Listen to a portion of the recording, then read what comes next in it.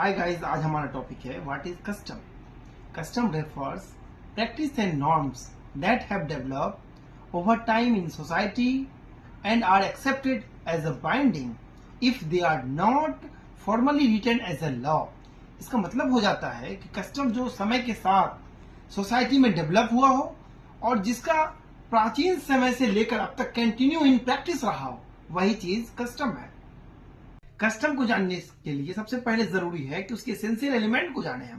पहला essential element है custom should be ancient. Custom का एग्जिस्टेंस प्राचीन समय से हो, एंशिएंट से हो। हिंदू लॉ का section 3 sub clause 1 Hindu marriage act 1955 कहता है it should be observe for a long time, लंबे समय से हो। और इसकी अवधि जो मिनिमाइज करके कोर्ट समय समय पर इसको डिस्क्राइब करती रहती है। कहते हैं if a custom is established to be 100 years or more, minimum जो इसका एग्जिस्टेंस है एक शताब्दी 100 साल या उससे कुछ अधिक समय की होनी चाहिए, तो ये सफिशियंट है कि इसको एज ए कस्टम अडॉप्ट कर लिया जाए, एक्सेप्ट कर लिया जाए। Custom can not be come into existence by agreement. कोई भी कस्टम जो है एग्रीमेंट के अकॉर्डिंगली नहीं हो सकता है कि एग्रीमेंट हो गया आज से वो कस्टम चालू हो गया, ऐसा नहीं हो सकता। और सेकेंड है no new custom can be recognise. कोई भी नया कस्टम उसको रिकॉग्नाइज नहीं किया जा सकता जबकि उसकी एग्जिस्टेंस कम से कम 100 साल और या उससे अधिक समय से कंटिन्यूटी इन प्रैक्टिस ना हो। जैसा कि एक मामला जो है तमिलनाडु का मद्रास हाईकोर्ट के सामने आया था। 1925 में फर्स्ट मैरिज होता है, हट करके ब्रोमिकल मैरिज या फिर जो हिंदू धर्म की ट्रेडिशनल मैरिज होती आ रही थी उनसे हटकर एक नॉर्मल जिसमें रिचुअल्स जो ब्राह्मणिकल मैरिज में होता आया है उसके हटकर उन रिचुअल्स को अवॉइड करके मैरिज किया गया था और उसी को आधार बनाकर 1954 में यह कोर्ट से कहा गया कि एज ए कस्टम इसको अडॉप्ट कर दिया जाए हिंदू लॉ में।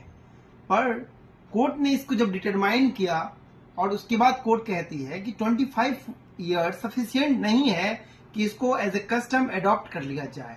कस्टम को अडॉप्ट करने के लिए 100 ईयर या मोर उनसे ज्यादा की जरूरत है, तभी किसी रीति रिवाज को एज ए कस्टम लॉ में एक्सेप्ट किया जाएगा।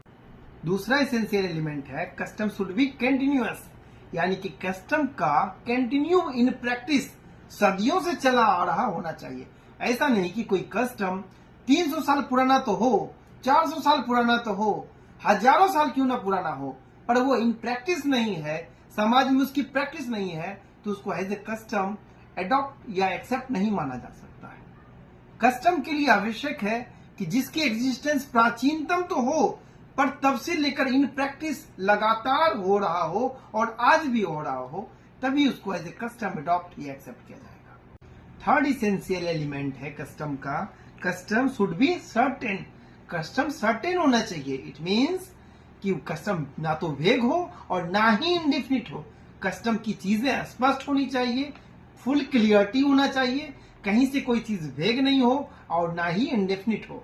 और इसका जो फोर्थ इसेंशियल एलिमेंट है it should not B unreasonable. Custom unreasonable नहीं होना चाहिए। हमेशा कस्टम जो है विथ रीजनिंग होना चाहिए, रीजनेबल होना चाहिए। अनरीजनेबल कस्टम जो है वो वाइड होगा, कभी भी मान्य नहीं होगा। कस्टम रीजनेबल के बेस पे होना चाहिए, बिहाइंड द रीजन होना चाहिए, लॉजिक पे बेस कस्टम होता है, वही कस्टम मान्य है। फिफ्थ इसेंशियल एलिमेंट है कस्टम का, it should not be immoral. Immoral custom हमेशा वाइड होगा। कस्टम हमेशा मोरलिटी के बेस पे होना चाहिए। कभी भी इमोरल कस्टम एक कस्टम का पार्ट नहीं हो सकता है। इमोरलिटी क्या चीज है? जैसे पहले हम लोग सती प्रथा को देखें, हम लोग जल्लीकट्टू जैसी प्रथाएं हैं हमारे सोसाइटी में। इस तरह से हर एक रिलीजन में कुछ न कुछ ऐसी प्रथा है जो इमोरल थी, तो उसको लॉ का पार्ट नहीं माना गया। उसको जो मॉडर्न जब लॉ आया तो उस चीजों को हटाकर लाया गया, क्योंकि इमोरल कस्टम हमेशा ह्यूमैनिटी के अगेंस्ट होता है। जैसे कई सारी ऐसी प्रथाएं हैं, जैसे जल्लीकट्टू में बैल या भैंस दौड़ रहा है, उसके साथ इंसान को दौड़ की रेस है, ये इंसान की ह्यूमैनिटी के अगेंस्ट हो जाती है। कई सारे इंसिडेंट्स इसमें देखे गए हैं जो कैजुअलिटी दे गए, जैसे सती प्रथा जैसी प्रथा है। क्योंकि हम बात करें हिंदू धर्म में तो इन्हीं की जो कुरीतियां थी उनको लेकर हम बात करेंगे। जब अलग रिलीजन की बात करेंगे तो फिर उनके कंसर्न की जो कुप्रथाएं थी उनकी बात करेंगे।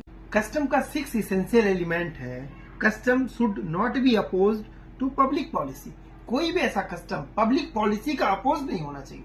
जैसे बिहार में लड़कियों को साइकिल दिया जाता था, अब कहीं ऐसा कोई रिलीजियस कस्टम आ जाए जो कहे कि नहीं, लड़कियां साइकिल नहीं लेंगी क्योंकि उनको साइकिल नहीं चलाना है, तो ये पब्लिक पॉलिसी का अपोज हो गया। इस तरह की अगर कोई भी कस्टम आता है और अपने आप को कस्टम होने को लेकर कोर्ट में दावा करता है, तो सरकार उसको कोर्ट की ड्यूटी होगी, कोर्ट उसको ऑब्जर्व करे।